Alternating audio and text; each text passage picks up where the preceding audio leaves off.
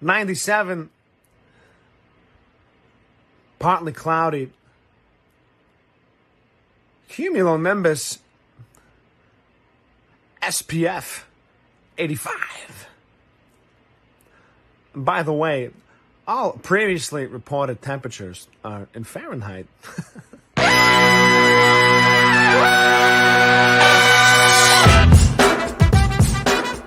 Good morning, sweet world, and welcome to the No Dunks podcast on the Athletic Network. It's Thursday, April 29th. I'm J.E. Skeets, along with my top shot hot boy, Trey Kirby. Hey-o! Hey, yo. The international man of mystery, taking it to the max, Lee Ellis. Friends. And last but not least, making the magic happen is JD. Hello. There he is. Here we are. Shout out to the stream team for joining us live right now on YouTube. Smash that like button, leave your comments, and subscribe. Because tonight at 9 p.m. Eastern, yeah, we already changed the start time for this. NBA Happy Hour is now game night. Yes, come join your boys on the live stream here on YouTube as we play a little GeoGuessr, maybe a little Sporkle quiz. Maybe Lee opens up an old pack of F1 racing cards. You don't know what's going to happen on game night tonight. But anyway, we'll hang out for a couple hours. Have a blast. Of course, answer your questions and comments that you're dropping in the stream team there as well. So join us tonight, 9 p.m. Eastern. NBA Happy Hour is now game night. Okay. Also, email us your questions and comments for the next Beach Steppin' podcast. NoDunks@theathletic.com. We hit the beach yesterday. We talked about new NBA awards we'd like to see added to the mix. We attempted to agree on like what actually makes up an NBA journeyman, like the criteria for that. That was fun. Tass leading that discussion. And then Lee talked a lot about cars and construction. Real manly man there yesterday. Yeah. How's your Johnson rod, man? Yeah, man. It's great. Yeah. All right, man. Yeah. Yeah. How's your Stanley, bro? You can't be a hippie. You got to be way more into a macho voice. Yeah, my bad. You got to grunt like Tim the Toolman Taylor. Yeah, Lee was talking a lot about, driving over screws and then his screwdrivers and the law firm IKEA. Left and right, you know? Yeah. Tough stuff from a gang.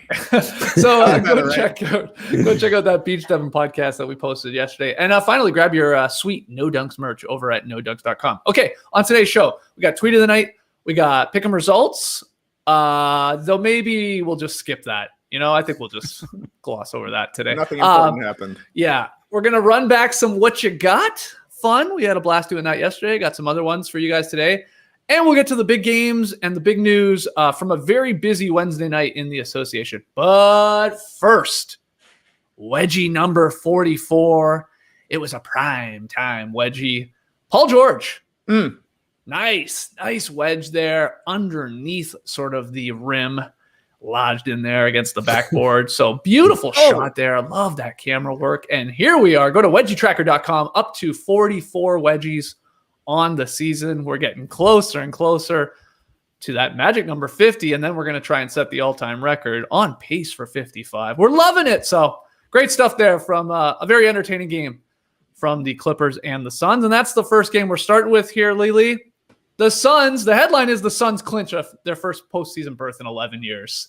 And they did it in style. And once again, Chris Paul taking over late. But what's the big takeaway for you in terms of that game and them making the postseason for the first time in a long time? Well, yeah, rinse and repeat there with Chris Paul. Get the game close. Just give the ball to Chris Paul and he'll finish it off, which is incredible stuff once again. But look, the turnaround in Phoenix, I think, has gone way better than even they could have hoped for. When they traded for Chris Paul in the offseason, it was look, we desperately want to make the playoffs. And I think they probably would have settled for somewhere like 5th or 6th, to be honest, I think. But now they're at the point where they potentially have home court advantage for as long as they're in the playoffs, because they're only a game back of the Utah Jazz. They play them tonight, but they already hold the tiebreaker against the Utah Jazz, having beaten them twice this season. Now, who knows exactly what happens? Maybe guys rest tonight. I'm not sure. But Phoenix to be in this position where they could have the best record in the league is incredible. Now, Chris Paul obviously deserves a ton of credit for that. And I think when you saw in OKC, guys like Gilgeous-Alexander, Dennis Schroeder, they elevated their games. And you're seeing it as well with outside of the guys of the stars like Devin Booker and DeAndre Ayton, Michael Bridges or Mikal Bridges, Cameron Payne. Those guys are sort of elevating their game. That's not all Chris Paul, but I certainly think he has influenced those guys by trusting them. He throws them the ball and he needs them to knock down shots, and they do. And then Cameron Payne, you just see him out there. He feels confident in his game. And I think, again, the way that Chris Paul plays, these guys just see how he plays and they try to sort of play the best they can. The Suns, offensively, they're great, 7th. Defense, they're 5th, even better. So, things have been legit with this team. It's not like they're just sort of riding one particular wave. They're balanced well, they're well coached, they're deep, and they've got that superstar who is really closing out games for them, which is great. Now it becomes a tricky part because obviously they're going to make the playoffs.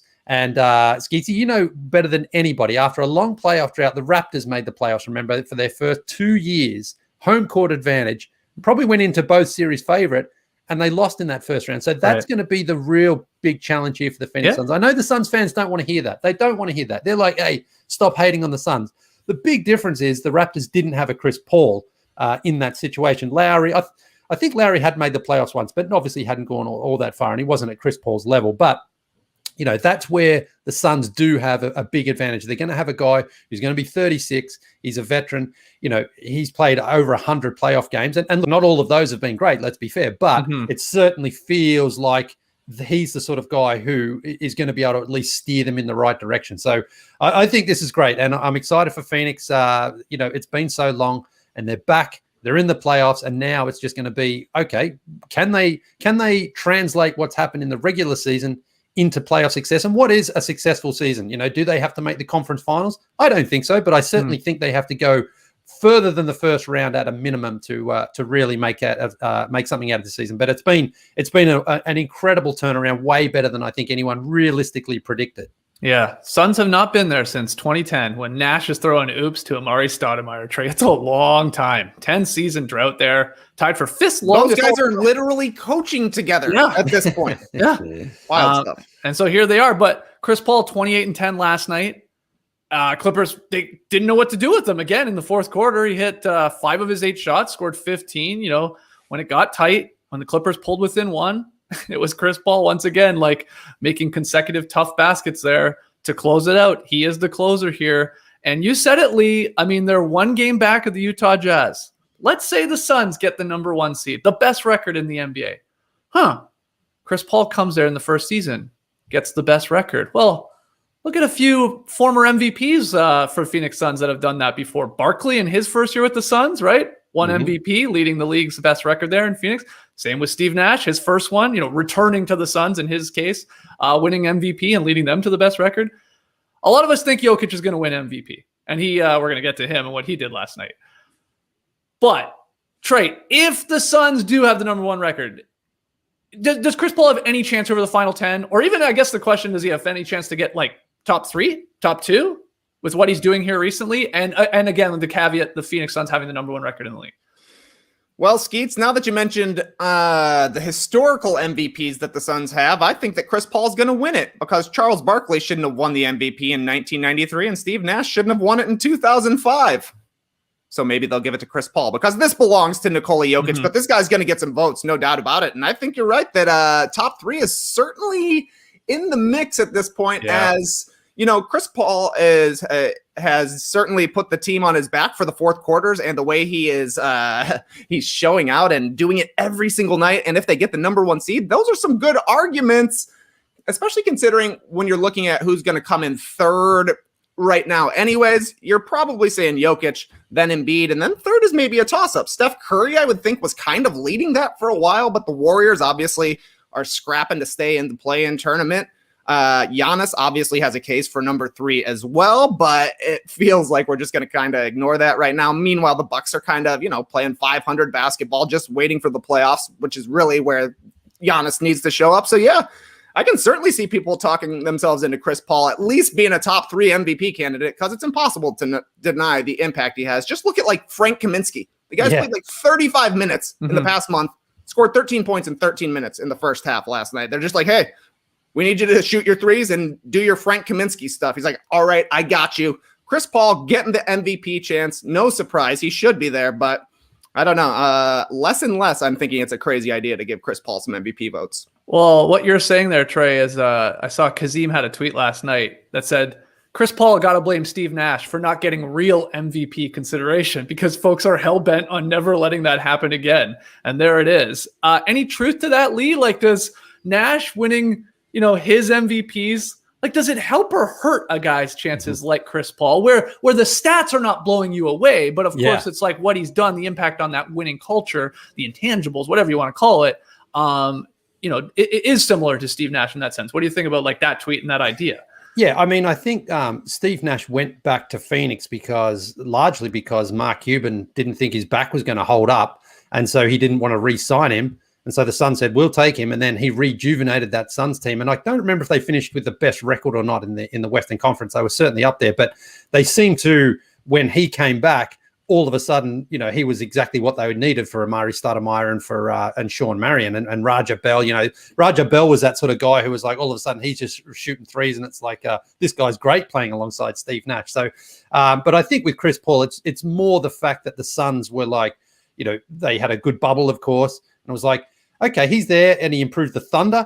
What's he going to do with the Suns? Are they going to be about somewhere in the middle? But instead, he's got them, to a point where it's like, wow, this is so much better than what anyone was really predicting with them. So the numbers, they 16-8. I think he's only putting up on the season, but he's having a much greater significant impact on that team and their record than those numbers show because he's doing it late. I don't have the clutch stats here. I meant to check those this morning. I forgot to. But Phoenix is money in the clutch. There's something like 20-11 in last year games. Yeah. OKC were as well. So it's no coincidence that that where he goes, his team improves. But it's timing as well, isn't it?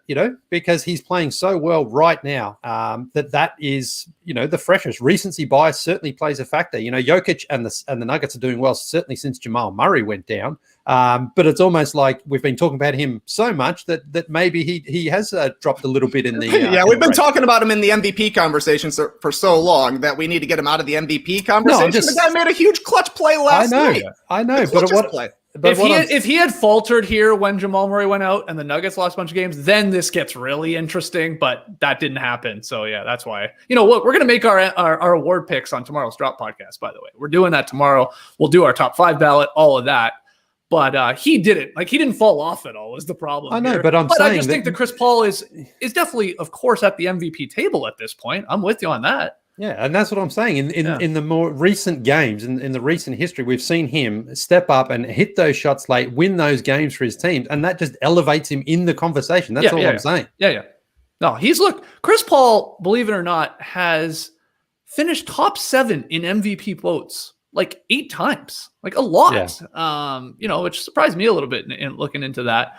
But he'll do that again, I would imagine, at least top 7. And like we're saying, maybe top 5, maybe top 3. Who knows where he falls? He just when you add Chris Paul to your team at this point, you know what's going to happen. You're going to be pretty damn good in the clutch, like you said, Lee, because he's got a pretty good track history of that.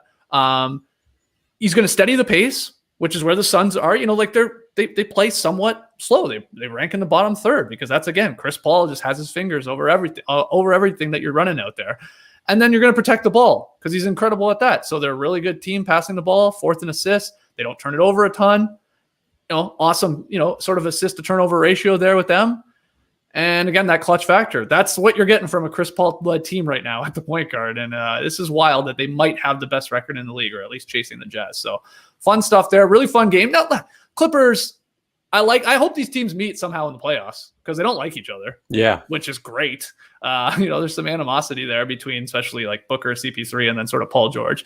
And there's no Kawhi for the Clippers. So I don't think everybody's freaking out over that loss. Though I will say I don't like the Clippers' chances maybe now of going up in the standings anymore. Like that was a big win for Phoenix in that sense, Lee, where they might be holding on to at the very least the 2nd seed. Like we said, maybe get to 1st, but they're nice little buffer there a little bit now. Yeah, 2 games, games, and about 8 to 10 to go, I think, sort of depending on exactly what their schedules are. But that would have been one of those ones that they would have moved to 44. Yeah, it would have been still 1 or 2 losses behind the Suns, but ahead of them on victories. So, it's pretty important there for the Phoenix Suns to hang on at home against a team they could likely face. But there's enough time, I think, for the Clippers here just to still overhaul them if they really get on a bit of a hot streak and the Suns do drop a game or two, but very, very close. All right, let's get to Jokic, the leading MVP frontrunner at least. He blocks, did he? Zion's late shot. Nuggets hold off the Pelicans 114-112. Zion asked about it after the game, like that critical non-call there. Got to earn my respect, he said. So, he took it on the chin. But what did you think of that no call there, Lee? You thought it was a foul or no? That Jokic takes a big swipe at Zion there as about 2 seconds left. Ingram, nice little shovel pass to him. I thought was really nice. But what did you think about that play? This was as bang a play as I think you can possibly get, because he does sort of swipe at him, which I think that gives the referees a chance to sort of say, you know what, like that's a foul, just because he sort of winds up and hits him there. I went back frame by frame over both replays to see exactly like what happened first, and I think he gets enough ball first, and as far as I understand the rule, the hand is part of the ball. If your hand is covering that part of the ball, then it's not a foul.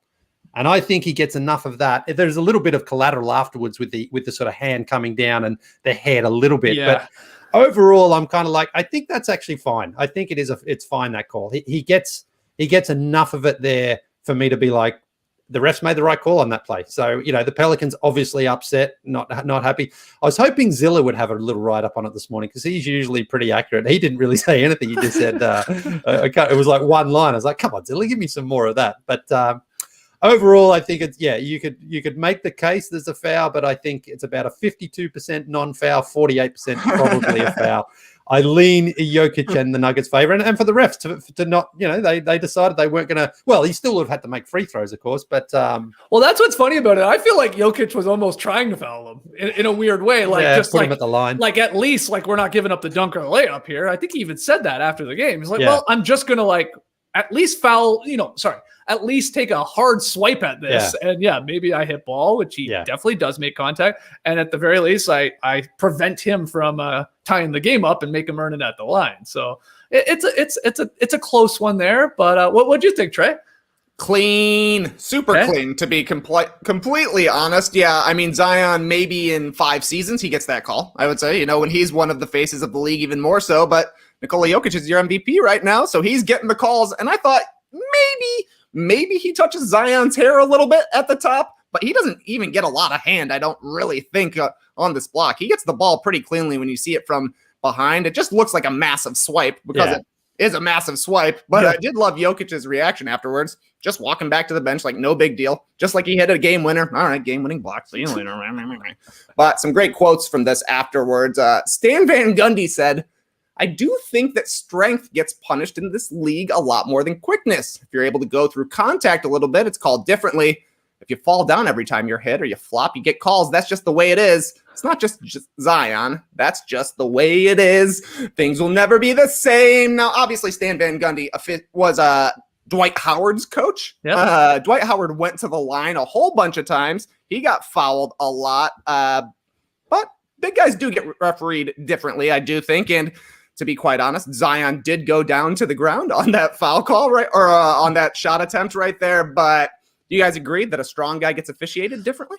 Yeah. Well, I 100% think so. Yeah. But also Zion, isn't he is he second in the league in free throw attempts or something like that? He's very high for even being a second-year player, which is damn impressive. And deservedly so. I mean, he's at the rim all the time. There's going to be a lot of contact. Yeah, I think Stan Van's got a point. I think it's just much more difficult if you're an official to call that the big guys down there, Lily. You agree, like Shaq? Yeah, it was for sure. I mean, you could see Shaq, he would go down there, and because he was so big and strong, players were able to do things that they weren't allowed to do against other guys. And so that was a sort of a punishment against, I think you see it with LeBron too at times, it's like, just because he's so tough, it's like, well, he can take more body contact than other guys. But that's just, again, how you interpret the rule. And refereeing is so very difficult, because let's say, for example, last night they called that foul and then they defended after the game, which they could have done. Sure. The refs, it's like, sure, they call that sometimes, and they didn't. And it's funny because I thought, Zion saying as well, he's got to earn his respect, which is pretty mature thing of him to say and to realize that that's how it goes in the league.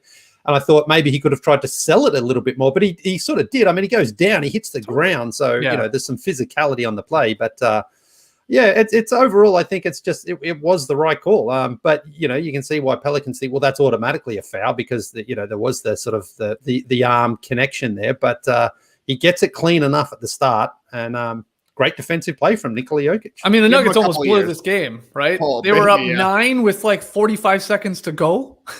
Yeah. And it was nearly a tie game. If Jokic doesn't recover there in time and take a swipe at it. Crazy. Even on that last play, right? That's the only reason the Pelicans have it, because Jokic with like an uncharacteristic turnover in the last 10 seconds of the game. But great call, Lee. I kind of actually forgot that Stan Van Gundy coached Shaquille O'Neal as well at one point. This guy's coached a lot of some solid bigs. The other thing I love from Stan Van Gundy, somebody asked him if he was going to teach Zion how to flop. He says, I cannot imagine going to a player and telling him to start flopping. I can't imagine that's what you have to do. I could never bring myself to do that with a player, but what are you going to do? Can you learn how to flop? Well, I mean, a guy like Zion, I don't know if that's possible, but yeah, other guys I think can. Especially the smaller you are, I think the easier it is to sell that contact. Like, get out of here too, JG. I want to put this up here. Ingram should have taken that up, maybe get a foul call. I didn't want that moment. What the fuck are you talking about? Like, he just gave it to a guy who's shooting 70% from the floor this year? Like, in a beautiful pass, the defense collapsed a little bit. It's a nice play by Jokic to, again, take a swipe at it. I think he was like, well, screw this. If I foul him, I foul him. At least it's not a layup. That's a nice play there from Ingram. Come on. You had me maybe up until he didn't want that moment. Should have, could have, would have. Okay. I don't think Ingram was shying from the moment there. What are you talking about?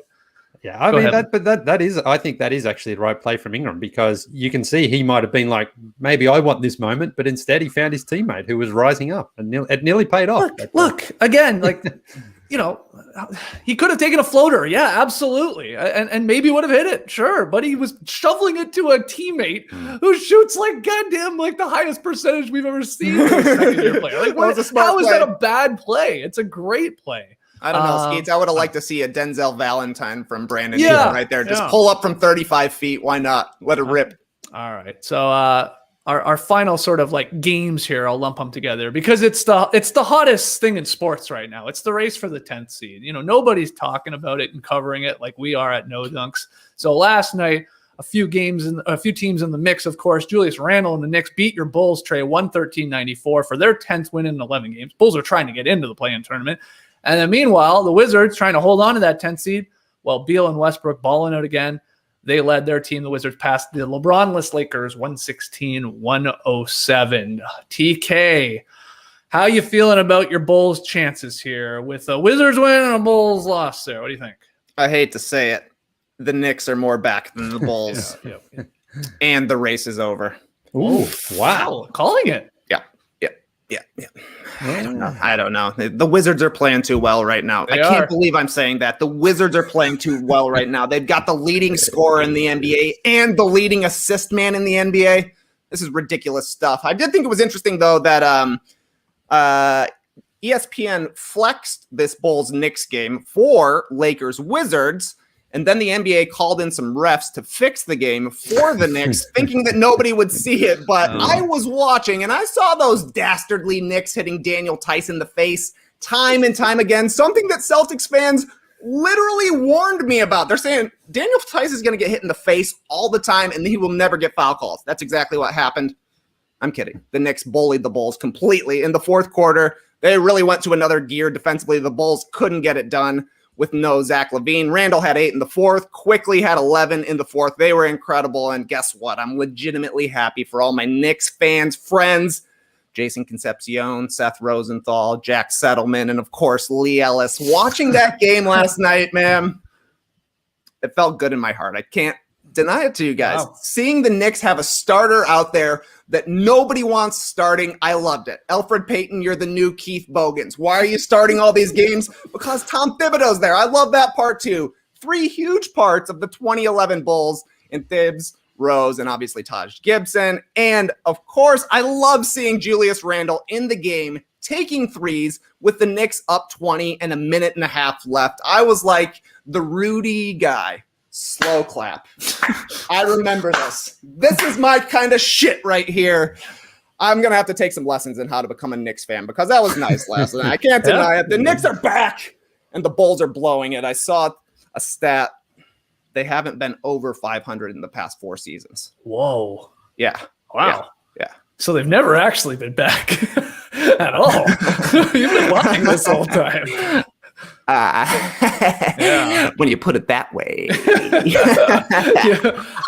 was in a macro sense, they're back, Skeets. On a micro sense, still not back. Yeah, it was very similar, actually, this that Bulls loss to the Knicks. Oddly, to the Raptors losing to the Nets the night before there, where it was like a close game for 3 quarters.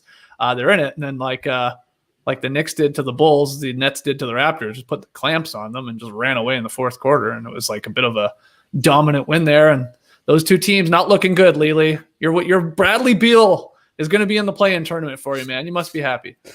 Yeah, I am. It is amazing watching the Wizards right now because they are kind of fun to watch. They just get out and run. And that was going up against a Lakers team. Obviously, no LeBron, but Davis played heavy minutes. And this was an important game for them. And they stood up to the challenge. And last night was one of those nights where there's so many games on, you just don't even know what sort of game to tune into. Because the Knicks Bulls was legitimately like, I want to watch this. I think this one's going to be fun.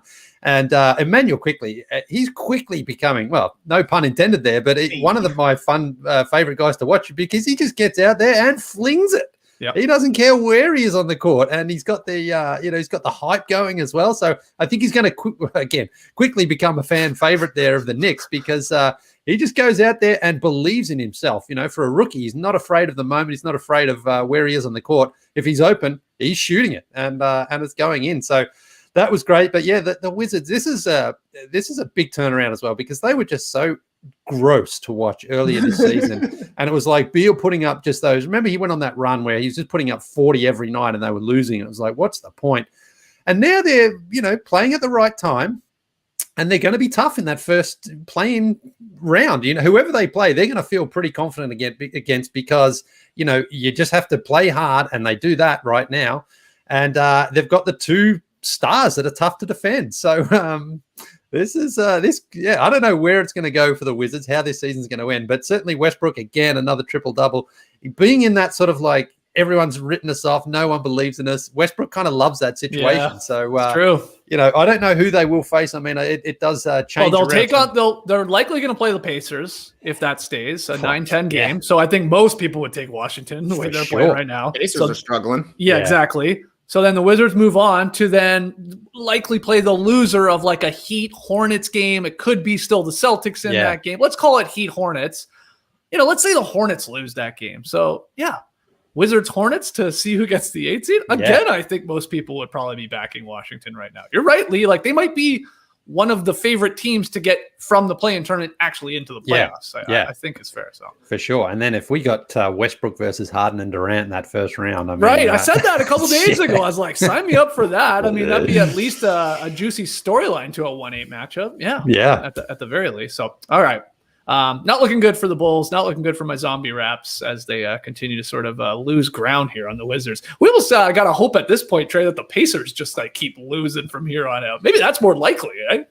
That's the most likely scenario at this point, but we might be seeing some crazy lineups on that May 13th game between the Raptors and Bulls. If both of them are locked in out of the play-in tournament, like... what are we going to be watching here, Steve? Literally, it's going to be Ryan Archie-Diacono versus Malachi Flynn, just a one-on-one game. I love spicy stuff. Yes. All right, let's get to a little What You Got, brought to you by the Zebra. What you got? What you got there? What you got? Yeah, a little What You Got again here, brought to you by the Zebra. Sticking with like some of the games and storylines from last night. First one, guys. The Utah Jazz made 24 threes, bounced back from consecutive losses, set a franchise scoring record. 154-105 over the Kings. My goodness. And then we had Jaylen Brown scoring 38, Tatum adding 35. Celtics rebounded from an embarrassing loss a night earlier with the 120-111 victory over the Hornets. So, Lee, the What You Got question is, what was the better bounce back win? Was it the Jazz or the Celtics? Yeah, it's the Celtics for me because they had a real embarrassing loss at home the night before against the Thunder, the team that just hasn't been able to beat anybody for months, it seems. Right. So the Celtics had to sort of go out there last night against a good opponent. I'm sure the Hornets are shorthanded at the moment. No Hayward, no LaMelo Ball. But They got beaten by the Hornets just last week by 20 points. So this was kind of like all right, we got to go out there and show this team's better. Tatum came back, but then the Celtics actually lost Marcus Smart just before the game. He got suspended for apparently threatening a referee or abusing a referee. So they sort of were shorthanded a little bit there, but they came out in that first quarter, built a big lead, a 20-point lead. Hornets made it a game, though. The Hornets got back into this one late in the fourth, but the Celtics closed it out. And yeah, you want to see your two all-stars basically just say, we're not losing this game, and that's what they did. Brown and Tatum were fantastic, and then the role players chipped in. So I think it's that one. I mean, the Jazz, I don't think you can take a revenge game against the Kings, especially when they're shorthanded. The Jazz, I thought, like their losses to the Wolves were actually like, the Wolves played hard and played well. So putting up 150 on the Kings is like, that's not fair. You got to beat at least a reasonable opponent. So Celtics for me. Okay, so the Beantown boys, the better bounce back win. Trey, you agree? Wow, yeah, but I mean, it honestly just comes down to the Kings having really bad timing, with the Jazz having lost those 2 games against the Timberwolves and still having something to play for, trying to keep that number 1 seed. So yeah, I mean, shooting 64%, 154 points in regulation. Like, I don't know, the Kings scored a lot of points. I mean, in today's game, 105 isn't a ton, but you're still over 100 and you still almost lost by 50. That's quite the bounce back. That's a big bounce back right there. So yeah, I mean, the Celtics obviously had a better win. They're obviously playing for something as well, but man, 154 points. That's a lot of points. Yeah, it is a ton. Matt Thomas, former Raptor player, 7 for 7 in that game, 17 points in 9 minutes. He got it up. He hit 3 threes, but everybody was scoring for Utah. But I'm with you. I think, especially like Jaylen Brown had sort of like called out his team after that embarrassing loss to the Thunder. And my God, Lee, he backed that up. Yeah. He came out and he outscored the Hornets in the first quarter. Didn't he have like 20 or 21 points? After the first 12 minutes, and they had he single-handedly had a lead over Charlotte. So that was a good win. And you're right with that late sort of Marcus Smart scratch there for what he did. Good win, good bounce back win. All right, our next one, I'm going to show you a little footage here on the old stream team. Bam, getting the best of Teenage Mutant Ninja Turtle last night, dunking all over his head, and then we had Rui Hachimura dunking on Anthony Davis on the fast break, popping him there in the face. So both big dunks. Question is, which one was the bigger dunk, Bam or Rui? Trey, what you got? A lot of things to factor into this, Skeets, including the titles on the highlights. These come to you from MLG Highlights, a solid highlights channel. Bam detonated on Jakob Poeltl with like dynamite dunk versus Rui Hachimura murders Anthony Davis with monster dunk. That's a tough call right there. You're going with the dynamite dunk detonation or the monster dunk murder. You mentioned it there, Skeets. Rui gets some points because he dunked on Anthony Davis. Poeltl's no slouch at the rim, but AD, an all-time great caliber of defender.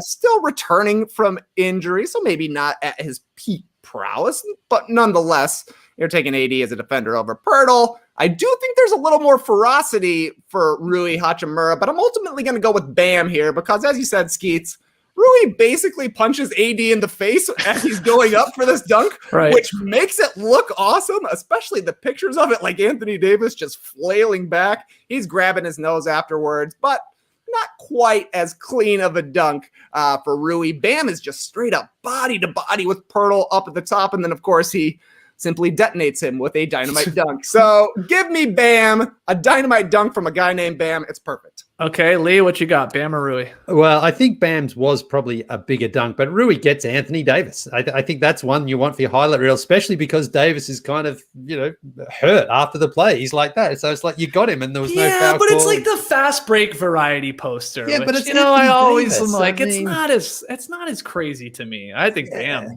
runs away with this one. Nah, I think you've got to discount just the fact, like Poeltl isn't a bad defender, but it's just like who would you rather have on your list? You'd say, man, I smashed one over Anthony Davis. People are like, oh wow, Anthony Davis. Oh my God, look at that though. Yeah, it's big. It's big. Slow-mo is huge. It's big. But I would just rather have Anthony Davis on my, if you're like a hunter and you've got the heads up on the wall, as a dunker, you've got the Anthony Davis trophy up there. So Okay. Which Teenage Mutant Ninja Turtle would you most like to dunk on, Lee? If you had to pick most one? like to dunk on. Yeah, and they get their weapon. Oh wow! Oh, wow. Raphael had those. What Little are those? size, whatever they're called. Michelangelo had the nunchucks. Yeah. Leonardo Donatello. had the big sword, didn't he? Yeah. And then Katana Donatello blade. had The staff. I would say probably Leonardo because that's a blade that he's got there. So if It's true. because I think Donatello could just like sort of body you off with that. Oh yeah, it's like a cross check. Yeah. Yeah, in hockey, that's right. Yeah. Yeah. So if a guy's got an actual kind of machete and you're dunking over him, I think that'd take some balls. Yeah. All right, Trey. Same question though. You can also include Bebop, Rocksteady, April O'Neil, and Krang and Casey. What's his name? Casey Jones. Yeah. Well, Casey Jones might be the hardest to dunk on since he is wearing football pads and carrying a hockey stick at all times. That's going to be tough. He's got a lot of reach and a lot of strength.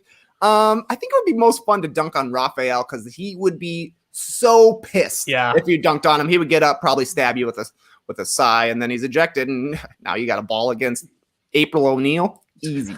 Anthony Davis could have used the Casey Jones mask there. His nose. Yeah. But he wasn't rocking that. All right, that's a fun question for everybody in the stream team. Which Teenage Mutant Ninja Turtle character would you most like to dunk on? You're only getting that stuff here from No Dunks. I'm telling you, you're not seeing that anywhere else today. I love it, Skates. It's a perfect poll, too. 4 options. We'll see you later. On right. All right. Well, our final one here, CJ McCollum had 26 points. Norman Powell added 24. Helped the Blazers solidify their hold on the 7th place in the West. 130-109 victory over the Grizzlies there last night. The win moves Portland 2 games ahead of Memphis. So they're still matched up in the play-in tournament, 7-8. But Portland's 2 games up on Memphis and San Antonio there. And now just a half game back from the Dallas Mavericks, who are still in the 6th seed. So I guess the question is here, who's going to avoid that play-in tourney? Who would you be putting money on to stay out of that 7th seed and keep the 6th seed? Is it the Mavericks or the Blazers? Trey, what you got? I'm being a big-time floppity flipper on this one because I was going Dallas as of last Thursday. Then Thursday night, Kristaps Porzingis rolls his ankle. So on Friday, I went with Portland. Mm-hmm. But now the Mavs have gone 2-1 without Kristaps Porzingis. He's questionable for tonight's game. We'll see if he plays, but either way, it's not going to be long. So now I'm back on the Mavs. But it really comes back to the MVP ballot talk that we had yesterday. On the whole of the season, Dame and Luka, I think, are having very similar years, similar stats. Their teams' records are the same. Both teams have had a lot of players miss a lot of games. Yeah. Their initials are even opposites, LD and DL. Crazy stuff. Geez. But it feels like Luka is peaking right now, whereas Dame looks like he's been carrying the Blazers for the entire season, and he just came back from a hamstring injury. Just looks like he's still rounding into form, whereas Luka, it feels like he's going to hit a game winner every single night, even though that's clearly not the case with what's happening. But it feels like the Mavs did a good job to survive with Porzingis out for a little bit of time here. Got a couple of wins. He's going to be coming back soon, which bodes well for the Mavericks as well. So I think it's Dallas, but you know, I reserve the right to change my mind. New information, new decisions. I mean, it's close right now. I believe they have the same amount of wins, Lily, and the Mavs are maybe just a game short right now. You know, like they have one less loss. Yes. So who are you going? This is a tough question, but who's more likely to avoid it and just stay in the 6th seed, Dallas or Portland? Yeah, well, the Blazers have the tiebreaker, which could be key in that matchup. But key looking like a safe in a hotel room. Looking at the schedule, though, it clearly favors the Mavericks for me because they have a much easier schedule. They got the Pistons, the Kings, the Cavs twice. They got the Raptors, and then they finish with How dare you?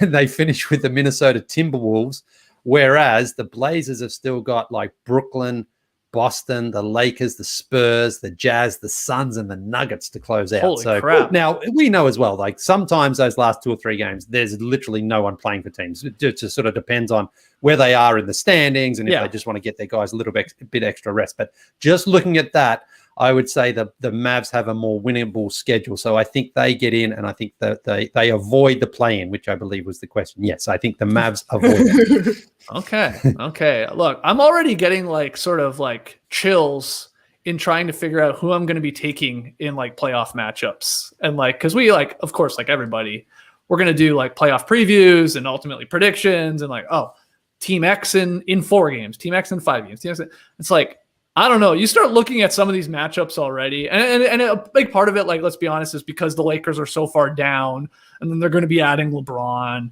And you're like, you almost feel bad for the Nuggets. It's like so many of these matchups currently as is. And this is without even knowing some of the play-in tournament winners getting in there as the 7th and 8th seed. It's like, I don't know. I think there's going to be so many where you're like, I guess that'll probably go 7, and I have no clue. I'll flip a coin on whether, just for example, like a Suns-Mavericks matchup or a Suns-Blazers matchup, for crying out loud, I think is very still tight. So I can't wait for it. We're getting awful close. What are we, 2 weeks away from basically not long the play-in tournament and then the playoffs starting soon after that. Oh, very exciting stuff. Whoa, what was that sound? Anybody hear that one? Yeah. That was crazy. Drove by. Lee, you all right over there? There's a truck that drove by, but it wasn't. I don't know. It didn't seem super weird or loud to me. I just noticed it there. I don't know what it was. All right. Let's hear from all of you guys out there. All your answers to those what you got questions, leave them in the stream team, leave them in the YouTube comments, or tweet them in at No Dunks Inc. Okay, time for tweet of the night. Tweet of the night. Wow. Twitter.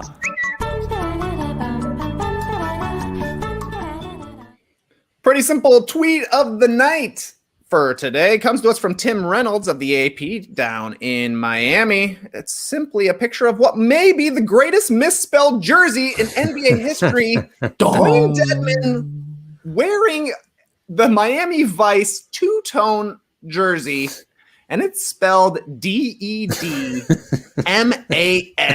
straight up Dedman. This is awesome. Usually a misspelled jersey is just something that looks hilarious when you see it, like Andre Drummond with 3 M's or Eric Bledsoe. Yeah. This is Dedman. This is awesome. Like you're saying, Skeets, this is straight up the Undertaker. Yep. These jerseys didn't get great reviews compared to the Miami Vice jerseys of the past couple of seasons, but this is a must-have one. If you could actually get the Dwayne Dedmon Deadman jersey, that would be major stuff, because eventually he switched into a standard Dedmon, I think, for the second half. A straight-up Dwayne Dedmon jersey, but a Deadman jersey? Fire. Yeah, Lee, what do you think of that? You like that better than his actual spelling of his name? Yeah, I know. Why wouldn't he just say, just keep it like that from now on? I mean, why not? It suits those jerseys, and he's a sort of big, intimidating guy as well. So I think it fits his persona as well. Yeah. Does he have any sort of WrestleMania streak going that we need to know about? I guess that one's done, right, for the actual Undertaker. I guess Brock defeated that or snapped that, right? Yeah, I think he was 21-0 at the time that Brock Lesnar beat him, right? Which is pretty crazy because Dwayne Dedmon wears number 21, Skeets. Whoa! The Undertaker literally needs to get his hands on this jersey, I think, because like you're saying, Lee, Dwayne Dedmon is big. He's 7 feet 245 is what he's listed at. The Undertaker's huge as well. He could wear this jersey. Yeah.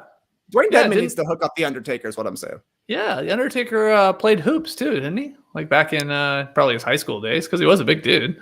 Yeah, I think so. Yeah. I think you're exactly right. Him and Kevin Nash. Kevin Nash was like recruited in the same class as Magic Johnson or something like that. Like Magic Johnson was the number 1 recruit in the nation, and Kevin Nash was number 2. Seriously, something crazy like that. Hey, in the 70s, if you were over 7 feet tall, you're going to be good at basketball. Yeah, that's exactly right. Okay, let's see if we can get that jersey, that error jersey, into the hands of the actual Undertaker. Yeah, why not? That'd be a cool ass jersey for him to rock. Actually, totally. He could pull it off, get back on his chopper, turn back into the American Badass. I love it. Okay, good tweet of the night there. A great catch. It could have been in the running for worst of the week. Actually, sometimes we do that, but tomorrow on the Drop Podcast, we're getting rid of worst of the week because we're going long on the awards. I already teased this a couple of times. We're making all of our picks for the 6 major awards: MVP, Most Improved, Sixth Man, Rookie, Defensive Player of the Year, and everybody's favorite award, the Coach of the Year. That's right. So we'll make our picks for all those. Like I said, we'll even flush out the MVP pick. Who is at the table? Who's in the Final conversation? final call for the table tomorrow. That's right. it. That's exactly right. This will be it.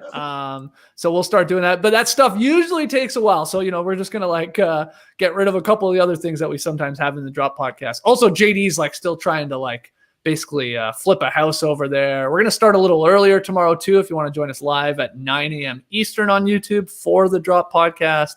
So yeah, NBA award talk. Heavy stuff there tomorrow. Next week, by the way, got a couple guests lined up to join us here on the show. So that'll be fun. All right, pick 'em results. Brought to you by BetMGM. I swerved. I took the Hornets. I had to. Everybody else had Boston to win by 8 or more. The line was 7.5. Celtics favored. And man, I thought I was just going to maybe pull it out. There was a couple plays at the end. There was a dumb foul on Tatum. They tried to trap and they did the whole thing. Anyway, Celtics just covered, and I'm done. I have now lost 2 consecutive months. I'm 8-12. Tass finishes 12-8. Trey and Lee 11-9. So good on you guys. I got too far behind. You just can't get behind in the pick 'em because then you start panicking and you do start swerving when you probably shouldn't. But that's what happened with me. And I've been garbage the last 2 months. So I owe 2 payoffs. There's some talk going around of just saving it till the postseason. To help us with content in the summer and really do something worthwhile. I'm not going to sit here and eat an Arby's sandwich. Okay. I'm not doing that. Though I already did just chug a beer once as a pick 'em payoff. Also lame. We can do better. So we will, don't you worry. Won't be forgetting about these losses and me having to pay it off. But if you have suggestions, let us know. Write us in, email them in, nodunksink@athletic.com, tweet them in at nodunksink, what I should do for any of these payoffs. Or do I just, at this point, guys, do I just take 2 sort of small payoffs and merge them into one mega payoff? One giant payoff. I mean, it's a possibility too. If we come up with something brutal, I think that might be fair. But again, let's hear your suggestions. We won't make any picks for tonight. Month's basically over. We will do a short month for May. Well, we'll have 2 weeks of action, I guess. We don't do this in the playoffs in terms of the pick 'em, but we'll do it for the rest of the regular seasons. And maybe we'll just make that one because it's so short, I don't know, some donation or something like that. Lou's just got to pony up some dough to a good cause. So we'll come up with something like that. So don't you worry. We'll start it back up at the start of May there. All right. Sort of a quicker show. That's all good. Everybody all right with that?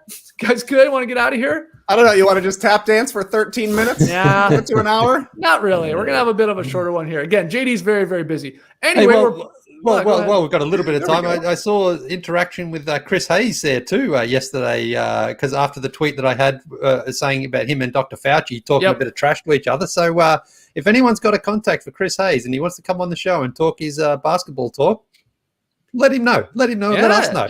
I mean, he basically went back on Twitter saying he's got, do you know how small Fauci is? And he's got 60 pounds on him. He's too small. He's going to kick his ass. Takes Fauci into the post. Banks in a banker, runs back down, doing the little stand thing. Too small, Fauci, too small. Yeah. Well, I actually have a rapid fire question off of that tomorrow, Lily, so don't you worry. Okay. I think it'd be fun that if we could make that game actually happen. I'll tease it right now for you guys. You're hearing this question for the first time right here, this second. If they could play a game for charity, right? Hayes versus Fauci. Okay, that's the main event. But let's say you guys were the undercard. Which random celebrity would you like to challenge to a game of one-on-one to sort of get us in the mood for that heavyweight one-on-one battle between Hayes and Fauci? So start thinking it over. Everybody start dropping your suggestions for these guys. I'll be asking Lily, Trey, and Tass that on tomorrow's Drop podcast. Again, 9 a.m. Eastern start. So it'll get up in your podcast feed a little bit earlier than normal as well as we do our NBA award picks and some rapid fire fun and all that. Please like, comment, subscribe to No Dunks on YouTube. Email us your questions and comments for the next Beat Steppin' podcast, nodunks@theathletic.com. Tweet them in at NoDunksInc, INC. Grab your No Dunks merch over at nodunks.com. And join us tonight. Yes, Thursday, April 29th, for those keeping track, for our first ever, really, NBA happy hour game night. There's no games on TNT tonight because there's some weird thing called the NFL draft happening. So we're gonna try something new here. Maybe a little GeoGuessr, some Sporkle quizzes. Some pop and some packs. Who knows what else? Oh, Skeets, we'll get up it's funny you mentioned pop and packs. I just came up with a new name for this that we could call what we're doing tonight. Yeah. Game night. Everybody does it. What about game time? I like it. Yeah, well, I don't mind that at all. Yeah, and when things get tight, it's crunch time. We're getting close at the end of the Sporkle quiz. Time's running out. All right, so join us tonight. That's 9 p.m. Eastern live on YouTube. Guys, just subscribe to us on YouTube so you know when we're going live. You get that little notification button. You're told when we're going live. That'll be fun. We'll see you then. Clipper Bros. You heard it here first. Have a great time. Turn up. Love you guys. Awesome. Thanks for joining us. And remember, Willie Nelson once smoked weed on the roof of the White House with the president's son. That's a true story. Happy birthday, Willie Nelson. Happy birthday to my father-in-law, Haig, as well. Brace the day, people.